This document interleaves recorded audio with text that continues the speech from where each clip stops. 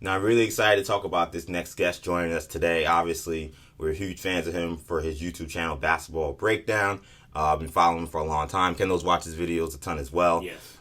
Coach Nick from Basketball Breakdown joins us now to discuss plenty of things happening in the NBA. And Nick, thanks for happening. Thanks for joining us.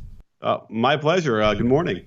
So it's funny how this all started because it basically was me watching the Knicks and them improving, and then seeing how they basically have been turning it around, and how watching Coach Mike Miller as opposed to David Fizdale and how that drastically changed the way the team had been playing. And then I reached out to you and you said, yeah, that's interesting. I may want to take a look at that.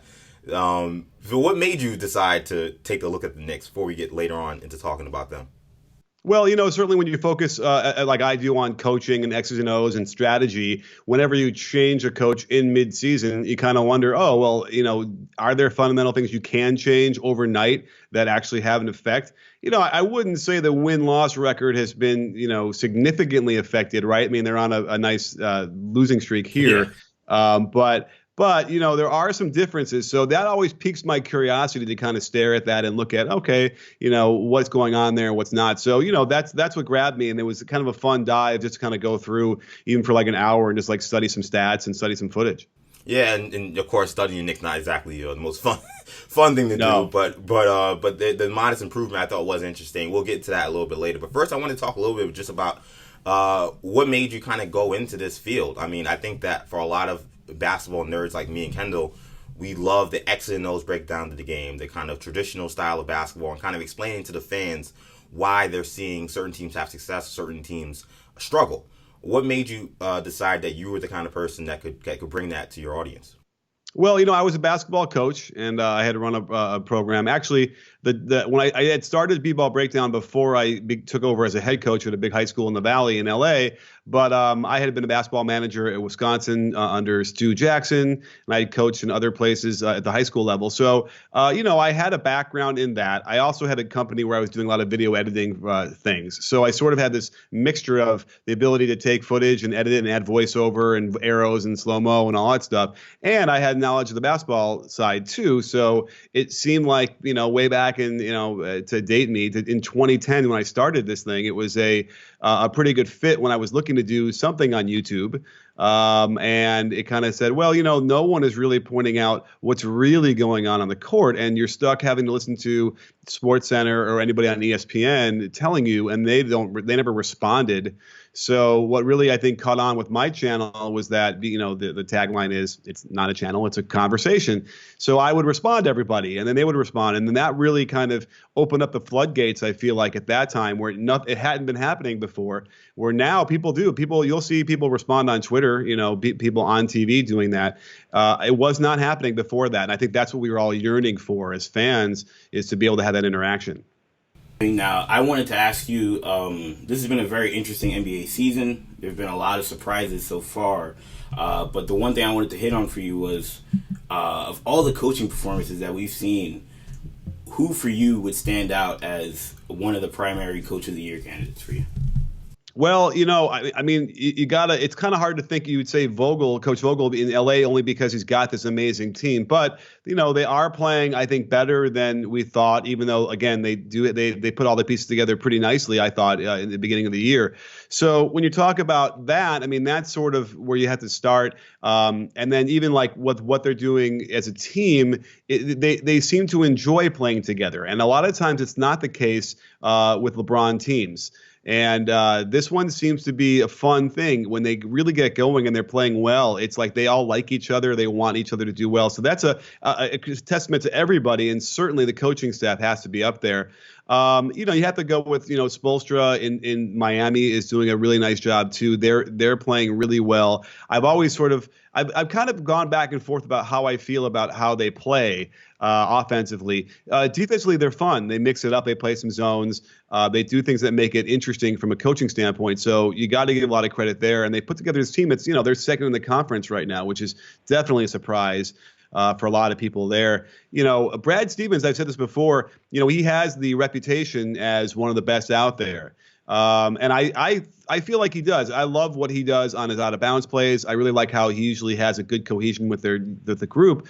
The only problem is he's going to have to get to like a conference finals, or I'm sorry, they've gone to conference finals. They have to get to an NBA finals. At some point, he's going to have to like make that leap, get to the NBA finals, maybe even win it to sustain that reputation. If it's fair or not, I don't know. But that's one thing I've been looking at. So yeah, those are the guys I probably would spotlight. I mean, it's not really fair. Mike Malone and Doc Rivers, they already have stacked teams, so they're going to have, it's easy to coach those guys. Let me give one shout out to Coach Carlisle in Dallas, because for all these years, he'd call every single offensive play from the bench, and it drove me nuts. And this year, he finally gave the reins to Luka Doncic. He's running the offense that's much more free-flowing, and guess what? They have an all-time offensive rating, and I don't think those two things are exclusive. Absolutely. Dallas has certainly been dominant. Lucas has been dominant on the offensive end. I do want to talk about them a little bit later. But going back to Vogel, it's funny, off air, we kind of had a conversation about coaching here, and I was kind of making the case for Vogel because I know, obviously, you have AD, you have LeBron James, people assume the wins are there. But again, if you remember when they hired Vogel, a lot of people thought Jason Kidd would be the coach by now. So things have drastic, should be surprised, I think, by how dominant the Lakers have been to start, especially when you have such a new roster and so many new players. One of the things I wanted to focus on with the Lakers that impressed me the most, because I just saw them recently live playing against the Knicks in Los Angeles, was the defensive end. And they've been really, really solid defensively all year. And it's kind of ironic to me because one of the videos that actually grabbed me to your channel was you breaking down LeBron's poor defense in Cleveland, particularly at the end of the David Blatt era. What have you seen from the Lakers defensively, and LeBron in particular, that has made them just such a force on that end? Well, he is a little bit, he doesn't stand out a lot of the times because we know he wants to manage his minutes, and he always wants to manage his energy throughout the regular season. And that generally happens where, you'll see him just simply not close out and he'll just stand there. But, I have to say I'm seeing more energy from him on that end too, which is a little bit worrisome because, again, you don't want to wear him out, but it doesn't seem like this guy has a lack of energy or ever will. There's something special about him, or however you want to attribute this extra or this burst of whatever he has that no one else has, whether it's man-made or natural, I don't know. But nonetheless, you don't see it as much this year. You see him expending a lot of energy. Also, quarterbacking the defense, he's always had the highest IQ of anybody on the floor at all times.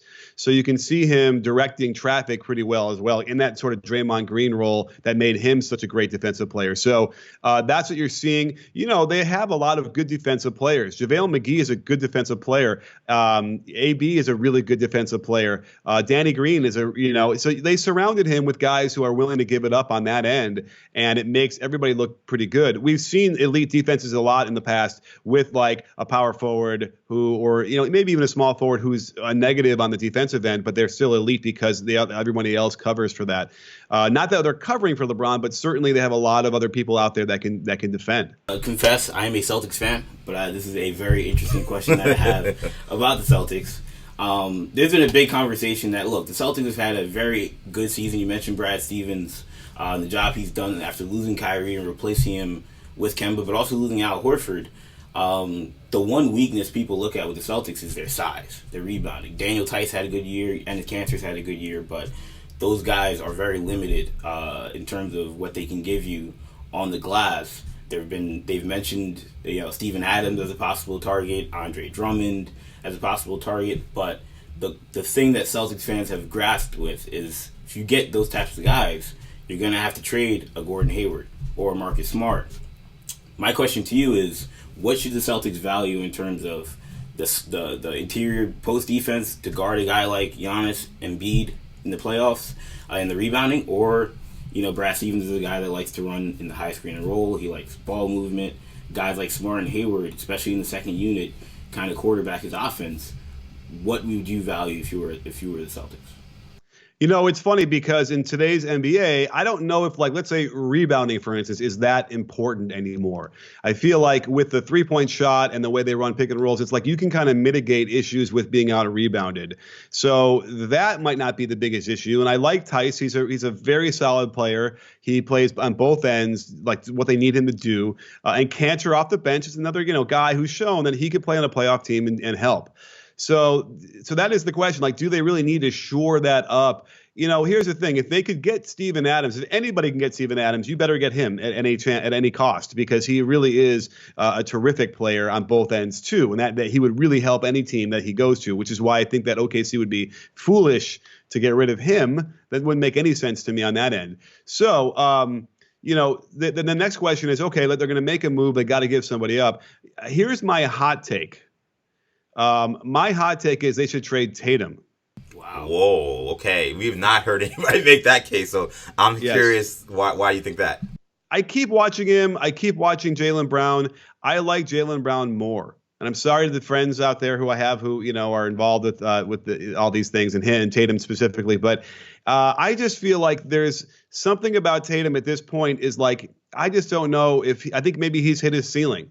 And I feel like Jaylen Brown, I think, has a lot more. And I feel like by playing them and they're kind of balancing all this stuff together, they're not quite finding a great equilibrium. They're doing well, and the numbers are good, and their winning percentage is good. But it's definitely leaving me hollow. So when I think of that, oftentimes I feel like, okay, well, let's, what would be expendable here, and what can you get the most bang for your buck? So to me, I think that might end up being a net plus for them if they did switch the lineups, let Hayward have more usage, let Brown have a lot more usage. Now you could flip that and say, well, trade Brown then and let Tatum get more usage. That also could be the other side of the coin I'm talking about, but I don't know. If I had to pick, I feel like right now, and it's just sort of more of a gut coach feeling, which is not based on a lot of analytics. I'm sure the analytics people could show me maybe that Tatum is more effective on the court, but I just keep watching it. I see finishing at the rim. I see the ability to handle and get to the basket. And Brown to me seems better. That's interesting. Considering if you trade Tatum, you can get Karl-Anthony Towns, for example. Yeah. They could really get a huge package for Jason Tatum and get another superstar big man if they tried. I do think let me throw Drummond under the bus. Anybody who gets Drummond, I think it's going to be sorely disappointed. Well, that leads me right to the Knicks, because apparently the Knicks are one of the teams that were asking questions about Andre Drummond. But I do want to talk about the Knicks because obviously they're in a 5-game losing streak. And as you said, while they haven't had great improvement, there has been a modest improvement since they fired David Fizdale. They hired Mike Miller. They were playing well before the 5-game road trip, which was pretty much a disaster. What have you seen from the Knicks as a team that has improved, even if slightly, since the coaching change? Well, I took a lot of notes and I went through a lot of the numbers. So let's start there, and then maybe we can pick off some ideas and some things that come out of this. Because the first thing I look at when there's a coaching change is, what are the minutes distribution? Who's playing more? Who's playing less? How do they alter that? So I'm going to run through these things and we'll see what we come up with out of that, because I'm still kind of processing, and maybe you can help me with this too. So the thing that jumped out at me first was Ntilikina goes from 26 minutes to 17.4. So that's a huge drop for anybody. And that's got to, I don't know what that's going to do for his psyche, but that's got to do nothing good for him, which is too bad, because I like Frank and I like his development. And I feel like, maybe he should be getting somewhere in the middle between 26 and 17. Right. But to overnight do that is rough. Mitchell Robinson got a bump of 3.5 minutes, which is good. I like him, and he needs to develop, which is another reason why it would be foolish, I think, to get Drummond. Drummond is a guy who's not going to get you where you want to go. Mitchell Robinson could be. He's the guy who can rim run, be the Capella, but maybe even more effective on defense than Capella ever could be. Marcus Morris lost some time as well, which I thought was interesting, because he's scoring better now. He's shooting a little bit better, and he's scoring better with less minutes. And Randall all of a sudden is up over 4 points more per game than he was. So that's interesting to me. And by the way, so is Mitchell Robinson, and he's not generating his own points. He's clearly just cuts and lobs, and that's what he's getting his points from. And Portis as well. So you see some interesting dynamics here with how that's working. And so, have they dumbed down the offense? That's not the right word. Have they simplified the offense to kind of I think they have. They don't pass the ball a ton. It doesn't move that quickly. So, it could very well be that Mike Miller was like, you know what, let's just like break these things down, simplify a little bit more. We're going to run some more traditional. I see a little triangle in there. Believe it or not, it's still hanging out in there. Don't tell Nick fans that. But they haven't played better. I saw a little pinch post. I saw a little corner option where they threw it to the corner. The guy cuts to the hoop, and then they screen the corner with the ball. That's right out of the triangle. And by the way, a lot of teams still do that, but it's always funny when you see the Knicks do it. So a lot to unpack there. I got even more, but like I'll even flip this on you guys and say, what are your reactions to like the minutes distributions? So I think the first one he mentioned was Frank, which is fascinating to me because Frank is a fan darling.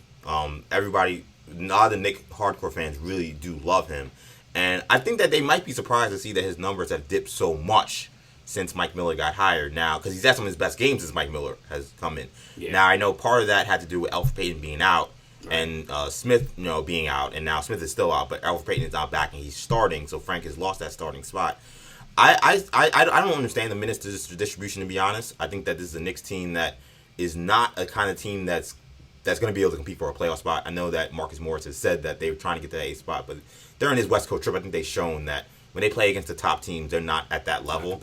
So to me, when I hear Frank Ntilikina getting so few less minutes from Elfrid Payton, a guy who is a decent player but not a starting point guard in my opinion, I like hearing Mr. Robinson get a minutes bump.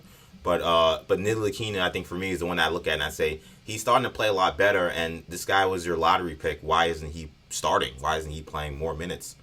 Yeah, and what's also strange is that Frank is also a guy that, if they really want to look at potentially making a move for Drummond or whatever player they covet, yeah, he's a piece that could potentially be included, and you want to showcase Frank Ntilikina and Marcus Morris as much as possible. So yeah, for those guys to be the guys that have had their minutes dipped seems to be strange. But you mentioned both have kind of played better since that. So I don't know what that is in terms of like their psyche, but it's affected them. It's somehow it's affected him positively. I think a lot of it comes with a lot of the trade talk we've heard. Yeah, his name being dangled heavily because he's on an expiring deal. It wouldn't surprise me if it's even been communicated to him that you play better and you could end up on a contender. Even though he wants to stay, he's vocalized that he wants to stay. I got two more things. I'm looking at the stats I'm going to throw out there for you. Ready? Well, and one of them is the lineups. So the next thing you look at is, okay, which lineups are they changing around? And here's the one thing that concerns me about a lot of NBA coaches. I don't think they look at the lineup data enough. And I feel like they still sub a lot with like gut feel in the game. And that might be fine, but I don't know. With the kind of analytics they have now, they should be 30 games in knowing already, okay, if we want to put this guy in here because that's when he does his best with these other 4 players. And I still don't think they do that. Now, I know that foul trouble always comes into play or little injuries and always screws up rotations, but I just feel like it's not scientific enough. But here's what's interesting I've noticed. So the 5-man, Morris, Payton, Randall, Robinson, and Barrett, they were a net rating of negative 20.3 under Fizdale. Now they're a plus 10.3, which is like shocking because it's a high usage lineup that they use a lot. And I'm like, you never see a turnaround like that. That's crazy. And I try to look through the footage. It's kind of hard because it takes forever to try and find exactly those 5 or whatever. But if you look at like even just the usage rate comparison, okay, because I'm like, okay, what happened here? Who's not doing what? So RJ Barrett's usage plummeted from 26.5% to 13.7%. And then Morris went up from 16.8 to 28. So suddenly Morris is a lot more aggressive. I mean, he was shooting the crap out of the ball under Fizdale. I mean, 50% from 3 on high volume. And he's still there. He's 42 in the last since Miller took over. So he's still stroking it for him, which is great. And then Robinson also lost a lot of his usage, went down from 22.6 to 14. So, and then Randall is just Randall. He just seems very steady. You got to wonder like what the dynamic there where they must have talked to RJ or something. And, because you don't just cut your usage in half without a conscious decision, I'd imagine, while you're out there with that group. So that's a big one. And that's probably the most where you're seeing the most improvement over the last, 14 or 17 games. Now, one of the players that, besides Barrett and besides obviously Mitchell Robinson. One of the players that Knicks fans are also they have high hopes for potentially is Kevin Knox, a guy we haven't mentioned and you didn't mention. He struggled mightily for probably about a month or two. They've been talking about the G League potentially. Yeah. What have you seen from him? Do you feel like he's a starting caliber 3 or 4 man at this point? I mean, I know he's 20 years old. He's still really young, but it's really alarming to see him out there. To me, I think he still has kind of a weak handle. I think that he doesn't do well in kind of a game where he's not getting plays drawn up for him, where he has to kind of find his own shot in a lot of ways. What did you see from Kevin Knox in a little bit you saw? Well, this kind of goes to my next other stat point I wanted to make, which was 3-point shooting. And that's not going well for them. And part of the reason is that you can see they take a lot of contested threes. It's hard for them to generate open threes. And the reason is because they don't really have a guy that's going to break somebody off the handle and get in the lane consistently and then kick out. They just don't have that. Dennis Smith could be that guy, but he's not playing and he's injured and stuff. So that's a problem. And so when you do watch, I just started to watch a whole bunch of their threes to see how are they generating them. And what you see certainly recently is when they do get good penetration into the middle and they kick, it's to Knox. And he's open because they're leaving him open, and he's just not his 3-point shot is broke. He needs an off season at least to train and maybe get better at that if he has the right trainer. So, but they continually get Knox open in the corners. They continually get Elfrid Payton open on the wing, and they're just breaking these shots. So there's no question in my mind that when you start to conceive of the offense, you got to sort of tweak it so that it's not them there. You got to have Wayne Ellington in that spot. I even saw a good example where there was one where Wayne Ellington is in that corner waiting, spotting up, and his man was going to have to help, but Knox cuts through before the pick and roll, and it bumps Ellington up from the left corner to the left wing, and his man does not leave. So now it's Knox's man who helps. They kick it to Knox, and he shoots it because he's open, but it's not anywhere close. So they're using him in a way that's troublesome on that end. He's simply not going to flourish in that role. And, his handle isn't great, so I don't know if he's going to flourish in a role where he's trying to break guys down off the pick and roll. I've seen a little bit of that, a little bit of the handling, but, I don't know if he's ready for that prime time a lot of consistently. So he's sort of stuck in this weird position on a team that, doesn't really run. Their spacing isn't great. They like to post up. They have a lot of guys who shoot mid-range. And so it's sort of not conducive to a guy like that where, the way it's set up now, Randall and Portis. Now, by the way, Portis is a guy who you think, okay, he's sort of that Knox role too, and he's getting threes and he's shooting nicely. He's got a better shot. He's able to knock that down. But that said, Portis, they leave him open too. I mean, man, he should be shooting even better than he is. Yeah, he's not trying to shoot open he is. So that's my take on Knox, if that fills it in. And then touching upon the 3-pointers too. Now, you mentioned Steven Adams as a guy who's been very valuable for the Thunder. And we talked earlier about Coach of the Year, and someone that we didn't mention was Billy Donovan, who I think's done an excellent job in Oklahoma City. You did a video about them recently and their matchup against Russell Westbrook and the Houston Rockets. What have you seen from the Thunder losing players like Westbrook and Paul George, replacing them with Shai Gilgeous-Alexander and Chris Paul? How have they been able to stay afloat in the Western Conference? And maybe they're not a contender, but they're a legitimate playoff team in the Western Conference right now. Yeah, I mean it's incredible how Shai Gilgeous-Alexander is a potential all-star great player going forward. He really is at this young age. He's already so polished that it's impressive to me with his footwork on the finishing. We show that in the video, and I showed it a few times in other videos I've done. So they really they didn't luck out because we knew. You saw this last year with the Clippers. He really had the ability to do this. And so now that they've unleashed him a little bit more, they have the perfect complement in Chris Paul, who can take a lot of the pressure when they need him to be. And the 3-man lineup of Dennis Schroeder, Chris Paul, and Shai Gilgeous is actually the number 1 3-man lineup in the league.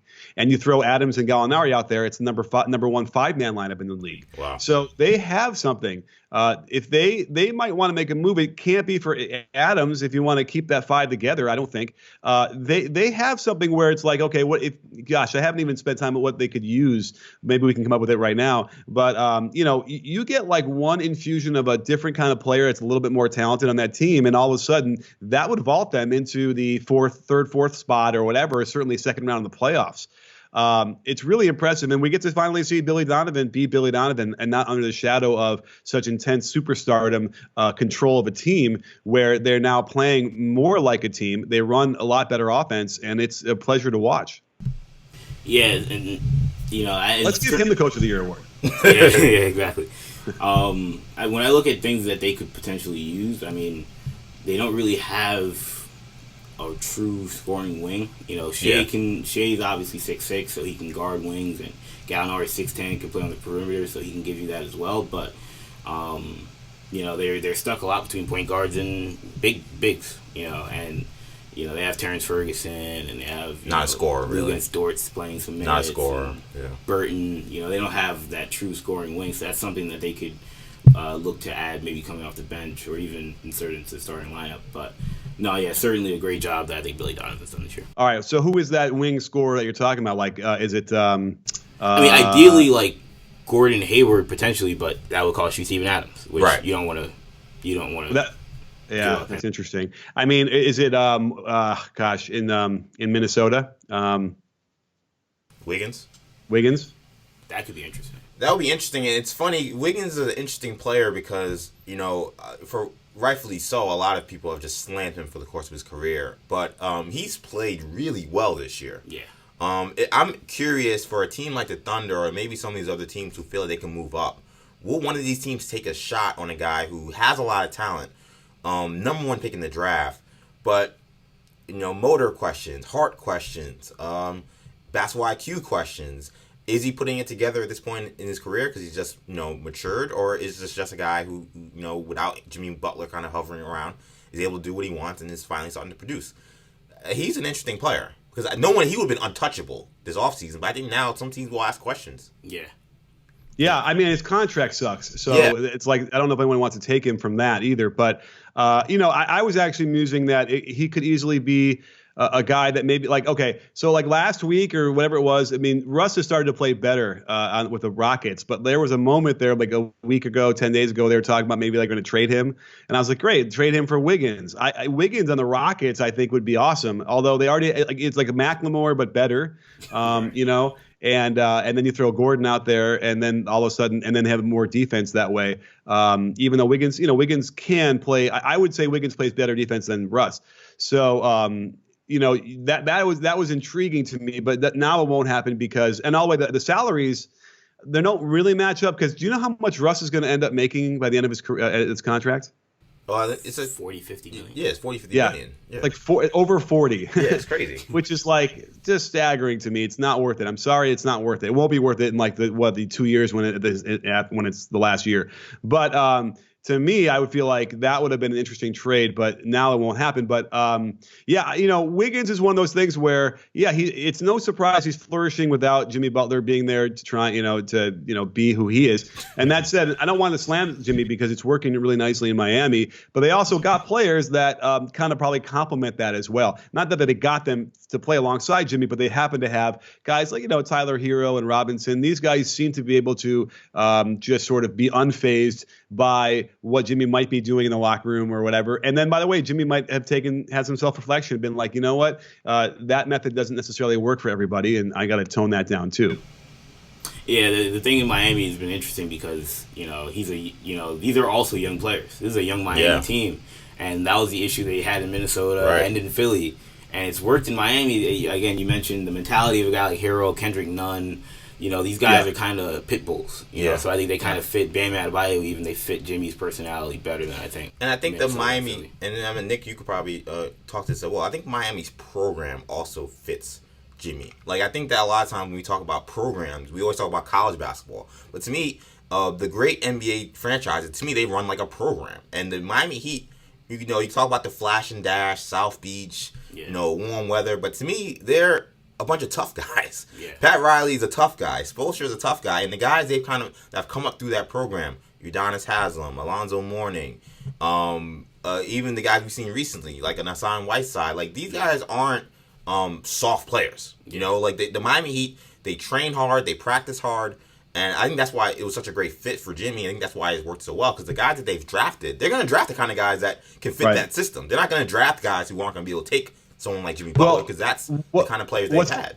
What's funny about that, though, I feel like is Spoelstra with his communication style that much different than like Hoiberg, for instance? Like maybe a little bit, but I remember Jimmy freaked out about that and like went to the media to talk about how Hoiberg's got to get in people's faces and whatever.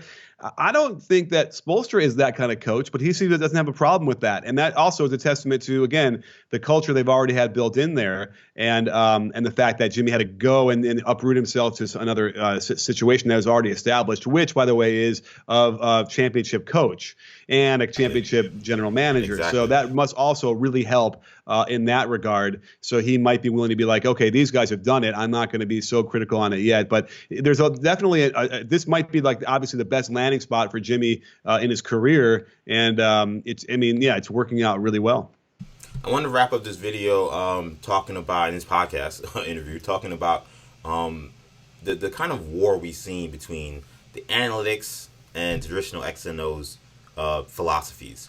I thought one of the videos I thought you did a really great job of kind of breaking that down was talking about Rick Carlisle's recent comments about the post-up.